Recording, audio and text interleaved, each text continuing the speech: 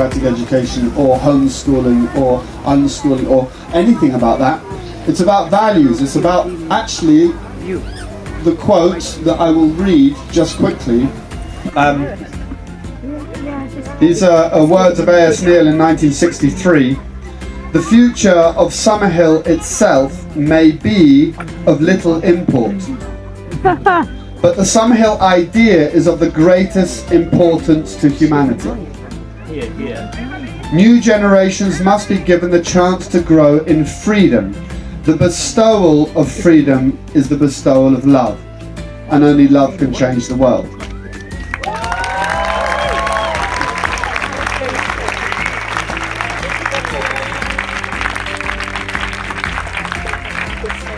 The thing is, it's quite simple, is that we are here because of love, actually. I mean, and I don't mean Love Actually as the film. Sorry. You've all come to the wrong film festival. This is not a Love Actually festival. No, this is the Summerhill Festival Chartered. Sorry.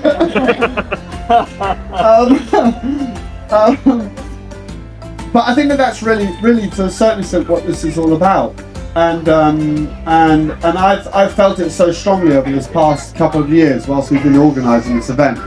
The very earlier conversations that I was having with people, and then I went to Ukraine for the IDEC in 2019, and I presented the idea.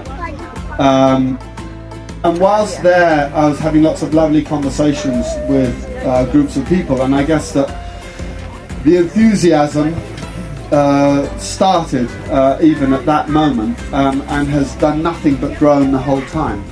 And I still can't quite believe it that we've got IDEC 2022 here. We've got the Freedom to Learn Forum 2022 here. We've got unbelievable amounts of amazing organisations coming from all over the world who are all coming to share in this to come together for this event, and it is to celebrate Summerhill, of course. And we're gonna hold that. I'm afraid, everybody, you are here because 100 years of Summerhillers. We've worked hard for this, haven't we, Zoe? And it's what we continue to do. We work hard for this. There's no doubt about it. That's what we've done, but it's not. But Summerhill is not owned by us. I don't remember. It's not owned by us. It's owned by humanity, really. It's owned, and that's why when thinking about all of the amazing work happening around the world and all the amazing enthusiasm that all of you bring to an event like this, is what it's about. It's bigger than us. It's bigger than us. And that's why we're going to build the Summerhill Archive. Yeah. Our archive is sitting over there. Yeah. We haven't yet started to build it. We had got the plans and everything ready, but if you apply for planning permission in the UK, you have to do it within 3 years, and when COVID came along, that was off the table. But that's the reason, because if something happens and we trip over on a dark night and we fall into a great big hole and there is no more Summerhill, at least there will be a Summerhill archive which will carry as much information as we have with it. And hopefully it will be there forever and ever for people to access, so that people like yourselves can learn some of the things that we have done and made mistakes with and got right and got wrong, to help you with your own projects. Yeah, absolutely.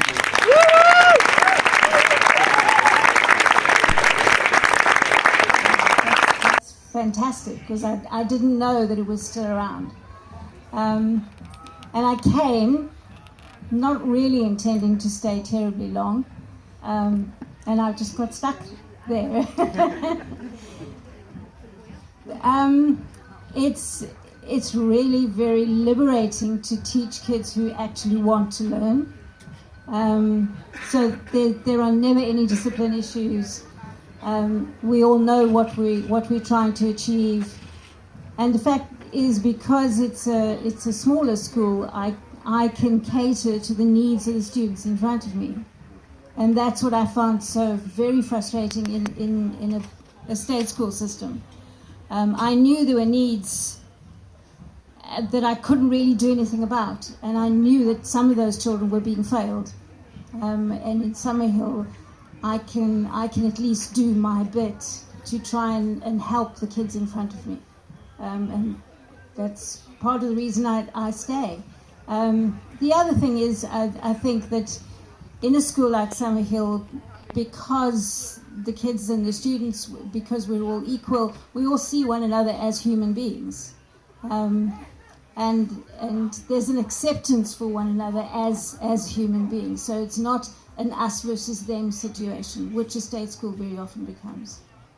So yeah, that's part of the reason that I'm still there. Hungary, and I majored in English language and literature in Hungary, but then I ended up teaching English as a foreign language to Hungarian students at a really big school, which I actually loved.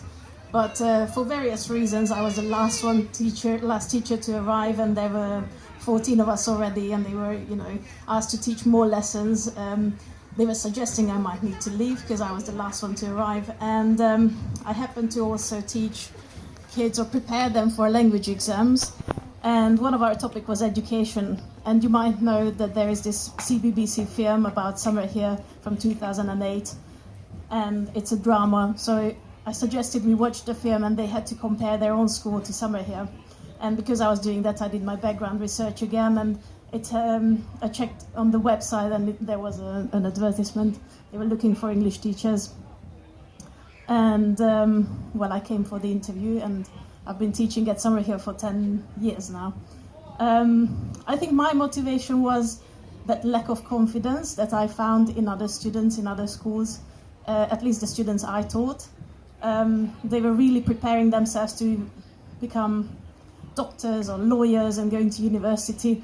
And so I was asking them, when would you like to take your test? Because we have to take a test. That's what we were doing. And I said, I don't know your schedule, but you probably know when your maths or whatever other subject exam is. And they said, well, whenever you tell us to take the exam. And I said, well, I don't know your schedule, and I don't mind when you are taking the exam, but can you please make a choice for yourself? And they couldn't. And so when this job came up, I thought I would really want to see the place as well as, apply myself for the job. And I thought that it was amazing. Even the youngest kids, when you go for a job interview, approach you full of self-confidence, asking you all sorts of questions. And I really loved that. So I was very happy when I was asked to become a member of our staff. So yeah, that's how I... Hearing already is that great buzz of energy amongst the staff. We've heard people talk about what about when there's conflict, and what about when people fall out, and all this bit, but the reality is there's an awful lot of unity here, an awful lot of love and respect for each other, and that's a great reflection of the school community together. And that's not whitewash, that's not all sugar and spice, no, that's reality. Because communities can only work together when people want them to work together and are prepared to bend and give a little bit give and take. I arrived at Summerhill almost by accident. I thought I was coming to Suffolk with my wife to retire. Early retirement looked pretty good and on the cards. And then Gail found a little advert that said, adventurous history teacher wanted Summerhill School, about the size of a postage stamp. And she said, I think that's you. And I went for an interview with Zoe and with a gentleman called Leonard, a great colleague at the time, and their advice to me was, this might not work. You've just come out. I was a primary head teacher before I joined the Summerhill staff. This might not work for you. You're used to being in charge. Can you give up being in charge? Absolutely. Then we'll look each other in the eye at the end of a term. We'll say, is this working? And I agreed to do 2 mornings a week. A term later, we looked each other in the eye and said, I think it is working, isn't it? And I picked up 5 days a week, and I've been doing that for the last 12 years. So you can see once you're involved in Summerhill and you feel that, and I don't use the word lightly, the word privilege, privilege to work there, because of the energy of these lovely people and the energy these children generate to make sure the community is as beautiful as it seems in film and on page. That is a reality. Yes, we fall out, of course we do. Of course there are things we don't agree on. But it's always done in a most amazingly generous way, and that acceptance of us as all individuals and being respectful of that is fundamentally what Zoe and Ina and Neil and our current Will and Henry and all those people who lead us in community generates towards us as well. It's reciprocal. So I teach a bit of history through to GCSE level, as I mentioned. I also do quite a bit of one-to-one, and that really is based around children saying, we talk about meeting individual needs, inverted commas, but that's reality. When a student says to me, I'd like to learn about the history of Rwanda, and I go, yeah, lovely. Yeah, we can do that, can't we, together? Yeah, knowing absolutely nothing about Rwanda, really, but being prepared to go on that learning journey with that student. That partnership that allows you both to say, is this going well? Is this working for us? Opportunities to reflect on our learning. And I think somebody asked me yesterday, what is the big bit that Summerhill can offer to the world? And I think it is a piece of time, a piece of stillness that allows you to, excuse me, I'm getting a bit emotional here, it allows you to reflect on who you are and what you really desire. And if you're there from the age of 5 through to 18, or from through to whenever, you've got years of learning to do still. Yeah, and that space allows that learning in the students and in the adults. You grow to understand yourself a lot more because of that experience. Hard to speak after Steven, but I come from Brazil, and I heard about Summerhill University. On my first year, I had to choose a name out of many on the board to present a seminar about one chapter of a book. And a person next to me said, this A.S. Neil has a really cool school in England, let's do him. And I'm, yeah, why not? I didn't know any of the names, so I said, yeah, let's do this one. And then I read the chapter of the book that I had to read, and I couldn't stop reading, so I ended up reading the whole book and reading lots of other books as well. And yeah, and I wondered, what would I be if I had gone to that school? And that thought stayed in my mind for a long time. And at the time I visited the website, and I said, one day I'll go and visit, and maybe I can work there. I saved Zoe's email on my contact list and never wrote to her. And it took around, I think, 10 years after I was teaching, and I was teaching in international schools. And I decided to write. And at the time, there was a house parent leaving. So good timing. Then I came to visit, and I stayed for 4 days, and I got the job as a house parent. This was 12 years ago. Then I stayed for 2 years as a house parent.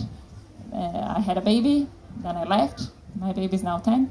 And I always said I wanted my children to come back and to be at Summerhill. So when my youngest was 5, Zoe wrote to me and said, we have a job as a house parent again coming up, and I think your youngest one is 5, so he can come as well. And then it worked, and then we came back. I came back as a house parent, and after 2 terms we had the pandemic and all those things, and I ended up as class 2 teacher, which is what I like doing. And I think what motivates me and what I really like about Summerhill is not being in the role of a policeman in a school. I always felt in other schools, I love teaching, and I think in my classroom I always had a really nice environment and we discuss conflicts in a democratic way. And I always, as when it was possible, I let the children choose what they wanted to do, and if they didn't want to do something, what's the point? So they didn't do it. But I had to be in this role of reinforcing rules and making sure they did what they were supposed to do. And outside, sometimes we had to disguise ourselves as not doing what we were doing inside because we were not allowed, but inside I let them. And in Summerhill it's really nice. So people who want to be in the lessons, they really achieve great things because they want to be there. And if they don't want to be there, they're working on something else and they're doing something different. And it's really nice to see how each person develops their own path and develop really well. My name is Olga, and I'm also a house parent in Democratic School in Poland, and also I'm a mentor and tutor, and I'm actually interested in those processes in Summerhill, if they exist. if there is, I don't know, maybe you call them differently, or if there is an adult who speaks with children about their own development, their goals, setting the goals, tracking, or like own development, including the cognitive but also emotional. And if there is also a group meeting for some groups of children, and who does that, and how do you call those processes, if that exists?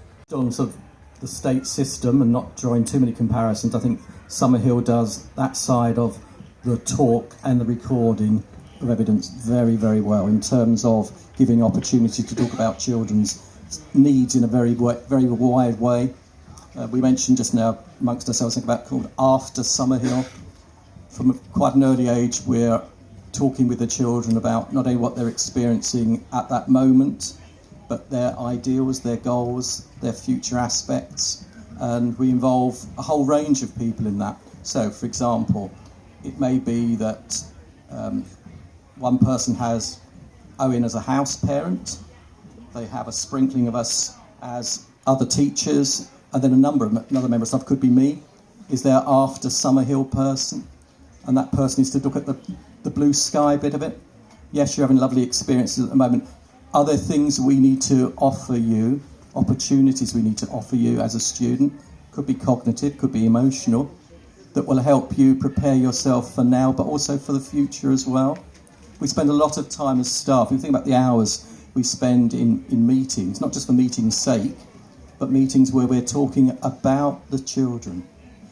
Yes, we talk policy, because we have to have policy, but many of our meetings, most of our meetings, are very much almost like a round-robin situation where we're talking about a student and every member of staff has the opportunity of engaging in that conversation and offering their perspective on that. You know, sometimes those staff who are not teaching the children directly have a very different perspective on that child, and perhaps a unique understanding through conversation with that child, with that engagement with that child in an activity that's nothing related to learning in its formal sense. So I think that, I don't know if that answers your question, but in terms of coverage and opportunity, many and, dare I say, often.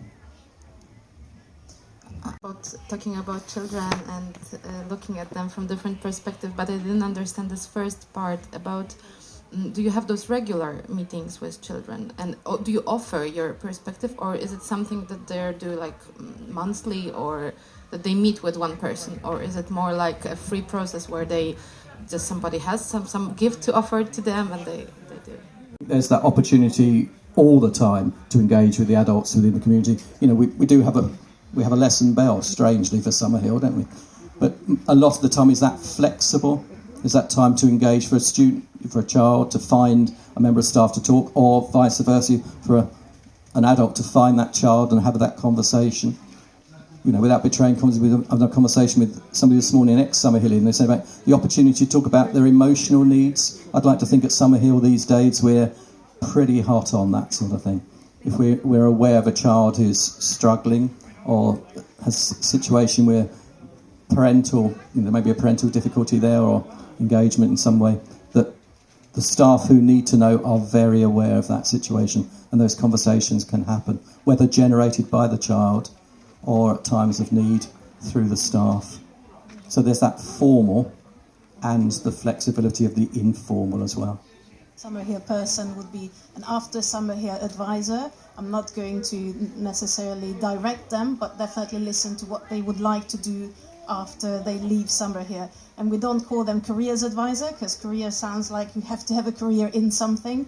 It's just an After Summerhill, what are you going to do? And that's from about the age of 12, 13, and meeting 2 times a term. We have trimesters, so 3 terms in an academic year, so that's at least 6 times. And they know who that person is, so they can also seek us out. It could be more than 6 times for those kids. And I think maybe just in terms of guidance, we also have a buddy system. So when there's a new student, they get one of the old students guiding them how life is at Summerhill, which is a little bit different, not really what you were asking, but it is. So we do support each other. So there are sometimes children supporting other children, or there's the younger ones, and sometimes it is from us as well in terms of what you are going to do after you leave. And even us teachers get it's a mentoring system. So when you go to summer here, we are new. And we have another, so to say, senior teacher who's been there for a few years, or house parent, supporting us throughout at least our first year at school. What I was going to say, so although we have kind of, there's those couple per term of sort of formal meetings to do, as you're talking about, there's all the informal, which has been mentioned as well, but the informal filters down into then formal discussion within the staff room. So although it sounds like it might be, it comes up when it comes up or whatever, all the people who work with the kids and see them every day and so on.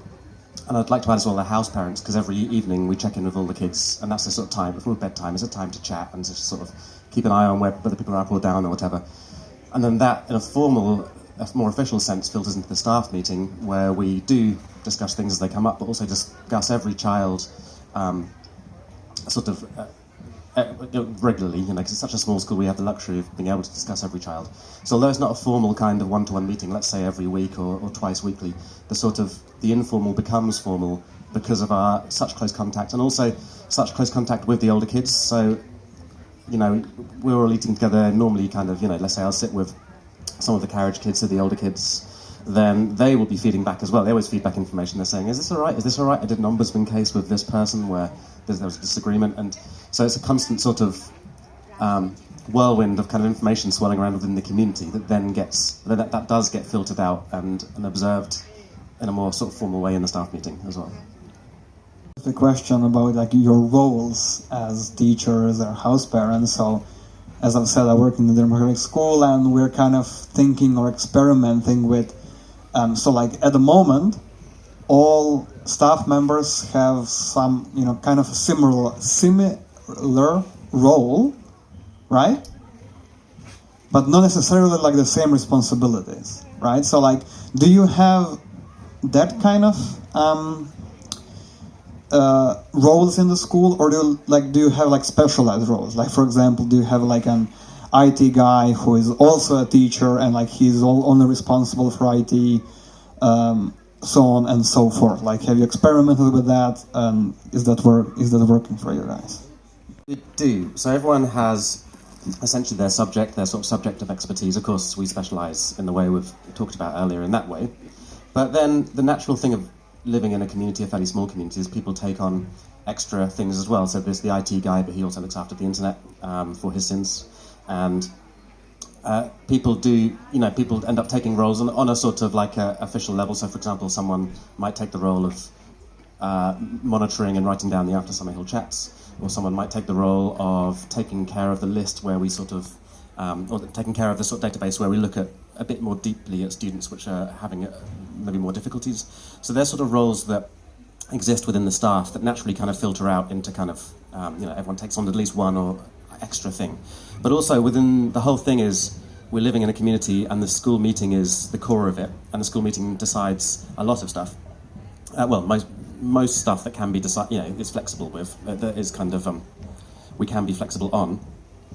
And as a result, new roles appear all the time from within that. So, for example, a child might suggest that we have a committee for looking after the school's photo website, and then I'm as free to run for that just as much as anyone else is. And in recent years, I ran for ombudsman, which is ombudsmen are the older people of the school who kind of mediate disputes and that sort of thing.